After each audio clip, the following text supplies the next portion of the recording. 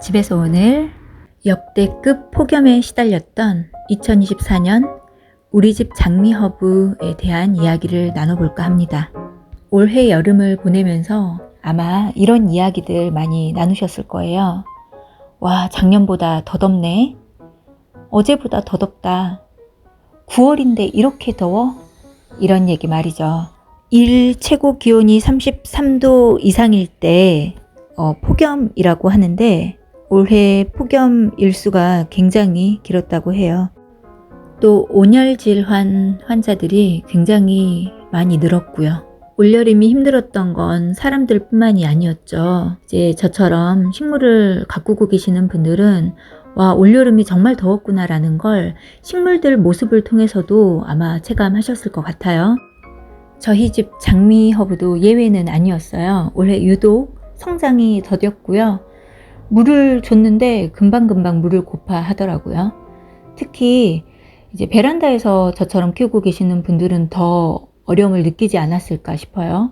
마당이나 옥상에서 키우시는 분들은 그래도 그나마 이렇게 통풍이 잘 되는 환경인데 베란다 같은 경우에는 아무래도 통풍에도 어려움이 있다 보니 푹푹 찌는 더위에 이렇게 힘없이 잎이 얇아지고 처지죠. 또 하엽질 시기가 아직 되지 않았는데 이렇게 결국엔 잎이 노랗게 변하고 말라서 떨어져요. 아직 떨어질 때가 되지 않았는데 말이죠. 저희 집은 남향이긴 한데 저층이라서 해가 그렇게 잘 드는 집은 아니에요. 그래서 장미허브들을 키울 수 있는 베란다 공간이 좀 좁은 편이고 장미허브 중에서도 베란다 그 창문이 열리는 쪽에 두고 키운 아이들은 이렇게 예쁘게 잘 자라요. 자라지 않고 촘촘하고요. 반면에 조금 전에 보여드렸던 아이는 해는 비교적 잘 들지만 통풍이 잘 되지 않다 보니까 그쪽은 훨씬 기온이 높았을 거예요. 자, 같은 집, 같은 베란다에서 키웠는데도 또 이렇게 몇 뼘 차이 나지 않는 곳인데도 이렇게 한 아이는 예쁘게, 한 아이는 시들시들 자랄 수밖에 없는 게 올 여름 아파트 베란다 환경이었다고 보시면 될 것 같아요. 좀 설명을 덧붙이자면 이 두 아이는 흙도 동일하게 심겨져 있고요. 그 다음에 물 줬던 주기도 같아요. 차이가 있다면 화분이 놓여진 위치가 좀 바람이 통하냐 통하지 않느냐 정도의 차이가 있었던 거죠. 자, 웃자란 이 아이의 길이를 한번 재어봤어요. 재어봤더니 1.5cm 가량 되네요. 이제 웃자람의 원인은 뭐 여러 가지가 있을 수 있기는 한데 가장 큰 이유는 해가 잘 들지 않는 곳에 두게 되면 해를 향해서 얘가 이렇게 몸을 빨리빨리 키우느라고 마디가 웃자라기도 해요. 또 웃자라는 또 다른 이유는 올 여름처럼 물이 고파서 물을 평소보다 더 자주 주다 보니 또 웃자라기도 하죠. 이 아이 보여드릴게요. 이 아이는 굉장히 윤기가 자르르 나고 예쁘죠. 잎도 크고요. 이 아이 같은 경우는 외목대 토피어리로 키우고 있는 아이인데 이 아이도 그런대로 괜찮아요. 훨씬 빈약했던 아이거든요. 올 초봄까지만 하더라도 두 아이가 차이가 나는 이유는 다른 게 아니라 오른쪽 아이는 삽목한 지 얼마 되지 않은 이제 아기예요. 아기들은 얼굴이 이렇게 크죠. 반면에 오랫동안 키운 묵은둥이들은 점점 잎이 좀 작아지는 걸 피하기가 좀 어렵기는 합니다.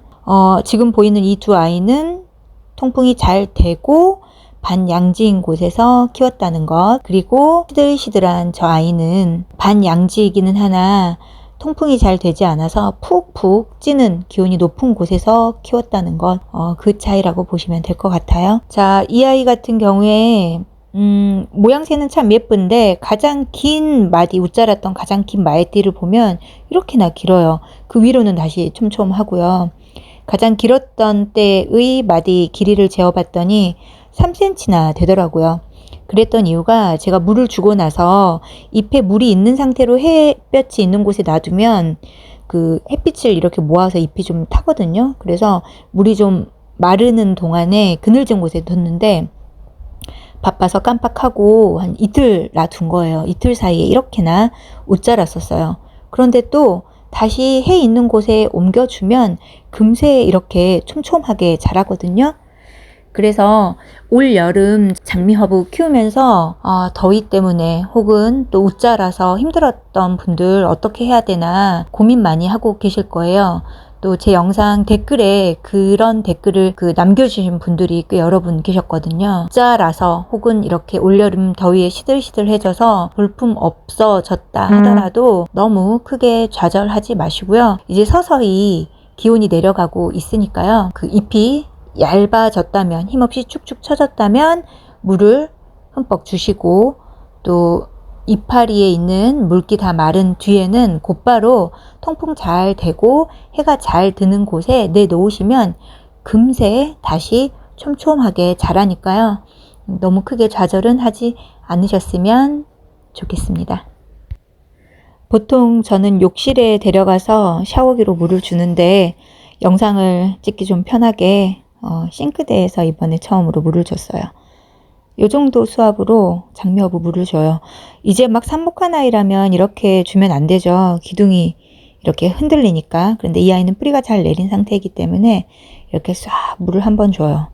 그리고 물이 쫙 빠져나가길 한 3분에서 5분가량 기다렸다가 또 한 번 물을 이렇게 줘요. 흙이 넘치지만 않게요. 그리고 나서 또 그 물이 쫙 빠져나가길 기다렸다가 다시 한번 물을 주는 거죠. 그렇게 3번 정도 물을 주면 흙에 젖지 않는 부분 없이 대부분 잘 물이 가거든요. 그런데 이제 제가 비추천하는 방법은 밑에 물그릇 작은 것 하나 두고 쫄쫄쫄 조금 주는 거예요. 이제 그렇게 주다 보면 당장은 큰 문제가 생기지 않을 수도 있는데 그 흙에 그 쫄쫄쫄 내려가는 물 따라서 물길이 생겨서 여러 번 물을 줘도 물이 그 길로만 들어가는 거죠.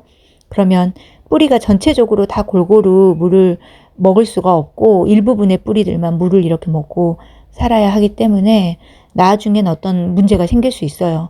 잘 키우고 있는데 느닷없이 어떤 문제가 생길 수도 있기 때문에 차라리 저면관수로 물을 주시거나 아니면 이렇게 한번 주고 물이 쫙 빠져나가면 또 2, 3분 뒤에 한 번 더 주고 쫙 빠져나가면 또 한 번 그렇게 주고 해서 전체적으로 흙이 잘 적게 주시라는 것 말씀드릴게요.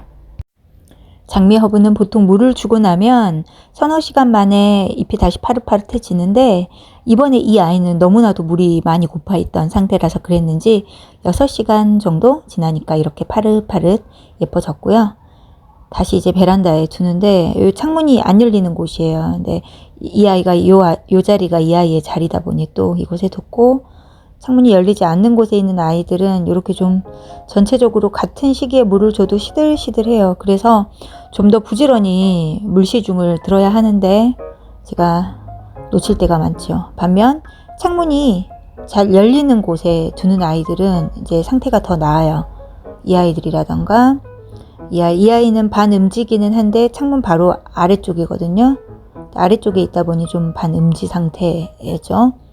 그리고 이제 가장 좋은 자리에 있는 아이들이 이 아이들. 반양지이면서 통풍이 하루 종일 잘 되는 자리. 그래서 이곳이 명당이다 보니 자꾸 이렇게 로테이션 시켜가면서 이 자리를 이렇게 좀 내어주기는 합니다. 마당 있는 집 또는 정원이 있는 집, 그것도 아니라면 옥상 있는 집에 살고 싶다는 생각을 이럴 때 정말 많이 합니다.